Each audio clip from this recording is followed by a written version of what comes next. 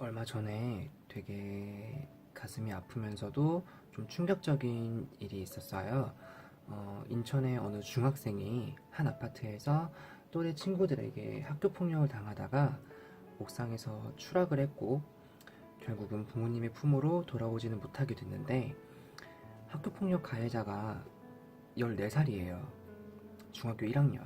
근데 어린 나이임에도 그 피해 학생을 괴롭혔던 수법이랑 질이 굉장히 나쁘더라고요. 가해자들이지, 가해자들. 요새는 이제 특히나 이렇게 좀 탈이 많은 이런 세상 속에서 뭐 항상 논란이 있었던 연습생 프로그램이나 아니면 그 고등학생들 나와서 랩하는 프로그램 있잖아요. 미디어가 굉장히 발달했기 때문에 사실 좀 보고 싶지 않은 내용까지도 강제로 보게 되는 경우가 종종 있어요. 근데 저는 이제 과거에 학교폭력 피해자였거든요. 피해자여가지고 그렇게 좀 관련된 내용을 보게 되면 굉장히 저로서는 신경이 좀 예민해지더라고요. 저는 잘못이 없기 때문에 어디 가서 부끄러워하거나 숨기질 않아요. 오히려 나 전에 이런 적도 있었어 라고 하면서 되게 덤덤하게 얘기를 할 수가 있거든요. 지금하고는 이제 완전히 좀 정반대로 살고 있다고 얘기를 할 수 있을 정도로 제가 어릴 적에는 굉장히 좀 내성적이었고 소심했어요. 소심했고 뭐 자기 의사 떳떳하게 표현할 줄도 모르고 눈물도 많았고, 이제 밖보다는 집에서 좀 많이 붙어 있었던 히키코모리, 거의 히키코모리였는데 초등학생일 때 이제 집안 사정 때문에 이사를 좀 많이 다니게 됐어요. 그러다 보니까 한 곳에서 친구들을 제대로 이제 좀 사귈 수 있는 여건이 안 됐었는데, 이제 어머니께서는 저한테 이제 그런 부분은 아직까지도 되게 미안하다고 말씀하시지만 그냥 좀 아쉬움이 있었을 뿐이고, 어쨌든 이제 학교를 계속 옮기더라도 거기에 나름대로 빠르게 적응을 해서 학교에서 친구들하고 지내는 건 크게 어려움이 없었어요. 문제가 없었는데 정확하게는 중학교 1학년 때예요. 저도 14살 때였어요. 중학교 1학년 때 따돌림을 당했어요. 학급 내에서. 저희가 은따라고 하잖아요. 그러니까 대놓고 무시하고 그런 왕따가 아니라 은근히 따돌림을 당했던 거예요. 학기 초에 이제 새로이 만난 친구들 사이에서 소위 그 저희가 말하는 잘 논다라고 하는 무리 중에 한 명이 있었어요. 근데 걔가 잘 나가지도 않았어. 그냥 어쭙지 않게 무리에 껴있던 거예요. 껴있었던 거죠. 무리에 껴있었던 애였는데, 사실 이것도 문제라면 문제지만 그 당시에 TV 개그 프로그램에서 개그우먼들이 외모를 뭐 비하하거나 외모적인 부분을 개그의 소재로 활용하는 코너가 좀 굉장히 많았었어요. 그때 당시에. 문제죠. 근데 그 중에 한 개그맨과 저를 엮어서 그 친구가 놀리기 시작한 거예요. 얼마 안 됐을 때, 중학생 되고 나서 얼마 안 됐을 때인데, 저랑 그 닮았다고 한 연예인이랑 1도 안 닮았고, 하다못해 뭐 닮았다고 뭐 말까지는 할 수 있겠지만은 그 의도라는 게 있잖아요. 이 사람이 저한테 그렇게 너 누구 닮았어 얘기할 때 막 진짜 닮았다 이렇게 얘기하는 건지, 아니면 그 되게 불순한 의도를 가지고서 저한테 하는 건지 저는 알잖아요. 순식간에 반 전체에 그 얘기들이 퍼져가지고 반에 있던 아이들이 저를 그 순간부터 이름으로 부르는 게 아니고 야 뭐, 야 땡땡땡 이렇게 저를 부르기 시작한 거예요. 기분이 나쁘다, 뭐 화를 내야겠다 생각할 겨를도 없었어요. 그 중학생의 나이에 14년을 살면서 난생 처음 겪었던 일인 거죠. 그러니까 아무리 멘탈이 강하고 단단한 사람이더라도 학급 3분의 2가 되는, 사실상 정말 조용하고 학교 그냥 다니기만 하고 그런 친구들 몇몇 제외하고서는 반에 있던 90%가 저를 그렇게 놀리고 조롱하면서 깔깔대고 있던 거예요. 위축이 될 수밖에 없잖아요. 그거는 당해본 사람만 알아요. 놀려본 사람이 뭘 알겠어 대체. 얼마나 이해할 수 있고 내 입장을. 이제 정말 무슨 애니메이션에서 보던 것처럼 조명이 저한테만 이렇게 딱 하고 켜져 있는 거예요. 그리고 이제 그 주변에서는 얼굴이 다 까맣게 칠해져가지고 안 보인 상태에서 입만 이렇게 웃고 있는 거죠. 저를 보면서. 그런 느낌. 와, 진짜 더럽더라고요. 기분이. 근데 난 거기에 성격도 심지어 내성적이었잖아. 그 나이에 저는 죽고 싶다는 생각을 가장 많이 했던 것 같아요. 지금까지 살면서. 엄마한테 무작정 학교 가기 싫다고 말한 적도 굉장히 많았었고, 내가 그렇게 반에서 따돌림을 당했었어 엄마 라고 얘기를 한 것도 얼마 되지 않아요. 얼마 되지 않았어요. 군을 제대하고 나서 그렇게 얘기했었으니까. 그렇게 지옥 같던 중학교 1학년이 지나고 2학년이 되면서 또 재수없게 다른 친구들하고 엮이게 된 거예요. 그때는 이유 없이 복도에서 맞아본 적도 있었고, 동갑인 애한테 맞아본 적도 있었고, 뒤에서 가짠치도 않게 들리는 나에 대한 그 루머들도 많이 접했었고, 전 그러다 보니까 중학교 시절이 썩 아름다운 기억으로 남아있지는 않은 것 같아요.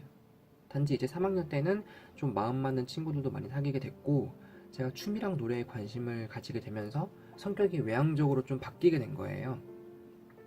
신기한 거는 제가 그렇게 바뀌고 나니까 저를 괴롭혔던 친구들이 괴롭히는 게 좀 줄어들더라고요. 고등학교 때부터는 그때부터 이제 조금 더 활발하게 지내기 시작을 했어요. 제 성격이 이제 그때부터 좀 자리를 잡기 시작한 것 같아요. 어쩌면 본래부터 내 성격이었을지도 모르는 건데, 중학생 때는 잠시 길을 잃어가지고 방황을 했던 것 같고, 근데 어른 되고 나서는 이제 문득 그런 생각이 들더라고요. 고등학교 생활은 정말 잘 마무리했어요. 친구들하고 엄청 잘 사귀게 됐고, 많이 사귀게 됐고, 어른 되고 나서는 든 생각이, 내가 따돌림을 당한 게 내 잘못이었나? 내가 소심하고 내가 좀 만만하게 보여서? 근데 그건 제 잘못이 아니잖아요. 그런 모습을 보고 괴롭히고 즐거워했던 그 아이들 잘못인 거죠. 당할 만해서 당했다? 말 같지도 않은 소리 하지 말라고 하고 싶어요, 저는. 내가 만약 그때, 이거는 지금 잘 살고 있기 때문에 가정을 할 수 있는 거지만, 내가 만약 그때 지금 이번에 그 다문화 가정이었던 그 친구처럼 정말 잘못된 선택을 했었더라면, 그러면 그때 그 친구들은 저한테 진심으로 미안했을까요? 서로 본인들은 안 했다고 떠넘기겠죠? 떠넘겼을 거예요. 저는 아마 지금 나이에서 제가 나이를 더 먹게 되더라도 그 나이에 그 시절을 저는 잊을 수가 없을 것 같아요. 절대. 그때 저랑 같이 학교 생활을 했던 그 1학년 친구들 단 한 명도 저한테 그 일에 대해서 미안하다고 사과하지 않았어요. 정말 단 한 명조차도. 그 중에 지금은 저랑 잘 지내고 있는 친구도 분명 있기도 하고, 제가 몇 번 제 개인 SNS에 이렇게 한 번씩 학교폭력에 관련된 글을 좀 올리면서, 저 그때 좀 그랬었다, 그 당시에 일을 얘기하면 몇몇 친구들은 절 친구 삭제를 하기도 하더라고요. 정말 그 타이밍에 맞춰서. 맨 처음에 저를 놀리기 시작했던 그 가해자, 어떻게 사는지 궁금하지도 않지만 그 친구도 저를 그렇게 했다는 걸 기억도 못 할 거예요, 아마. 나라는 아이를 기억은 할까, 과연? 그 일에 대해서. 근데 그 친구 그때 고만고만하게 놀던 친구예요. 공부도 딱히 안 했었고, 집이 잘 살던 것도 아니었고, 지금 살아가고 있는 모습은 그 친구보다 아마 제가 더 나을걸요? 우리나라가 가해자들에게 너무 관대해요. 청소년 보호법 때문에 미성년자여서. 근데 사람을 죽였잖아. 사람을 죽였는데 피해자는 이제 세상에 없어요. 가해자들은 결국엔 또 다시 사회에 나와서 살아가겠죠. 제가 말할 수 있는 팩트는 제가 경험자이기 때문에, 가해자는 절대로 피해자의 심정을 100% 이해할 수가 없어요. 법이 무서워서, 심판이 두려워서, 나 정말 많이 생각해봤어, 정말 미안해 승비야, 그 당시에만 미안한 마음을 가진다? 평생을 속죄하면서 살아가야 돼요. 평생을 그 일에 대해서, 나는 평생 기억할 테니까, 기억에 남을 테니까, 기억하기 싫어도 너네도 똑같이 기억을 해야지. 왜 피해자들이 사회의 눈치를 보고 세상을 등져야 되죠? 다시 얘기하지만, 저는 제가 학교폭력을 당했던 사실에 대해서 부끄럽거나 굳이 숨기려고 하진 않아요. 왜? 내 잘못이 아니기 때문에. 난 지금 잘 살고 있잖아. 그리고 어느 누구도 제가 학교폭력을 당했을 거라고 생각하지 않더라고요. 지금까지 대화를 나눠본 사람들이 전부 다 그랬어요. 근데 이것도 잘못된 거예요. 학교폭력을 당한 사람들은, 당했던 사람들은 미래에 자라서도 약간 사회에 어울리지 못하고 뭐 평생 트라우마로 남아있기 때문에 외향적이지 못할 것이다. 편견이잖아요, 이것도.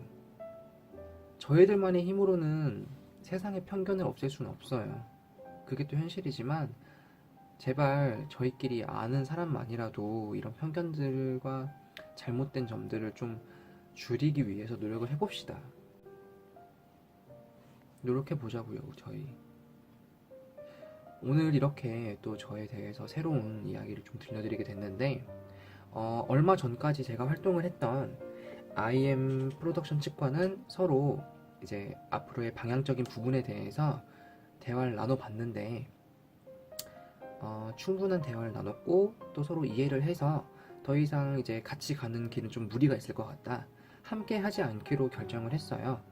방탄소년단 관련된 컨텐츠나 아니면 기존에 제가 업로드했었던 영상들을 위주로 해가지고 제 개인 채널, 바로 이제 여기서 다시금 인사를 드릴 수 있을 것 같은데, 여러분께서 듣고 싶은 이야기가 있거나 아니면 저한테 좀 궁금한 점들 댓글 남겨주시면 제가 그것들 활용해서 좀 컨텐츠로 만들 수 있게끔 노력해 볼 테니까요. 오늘 어쩌다 이렇게 또 무거운 주제로 좀 찾아뵙게 됐는데, 모쪼록 주말이 또 다가오고 있으니까 남은 한 주도 잘 마무리 하시길 바라겠고, 안타깝게 짧은 나이에 생을 마감하게 된 그 이제 다문화 가정 친구도 부디 하늘에서는 편견 없는 그 세상에서 좀 마음껏 편하게 좀 살았으면 좋겠습니다. 삼가 고인의 명복을 좀 빌고요. 어쨌든 오늘도 이런 영상 봐주셔서 감사합니다, 여러분. 나중에 또 다음에 또 인사드릴게요.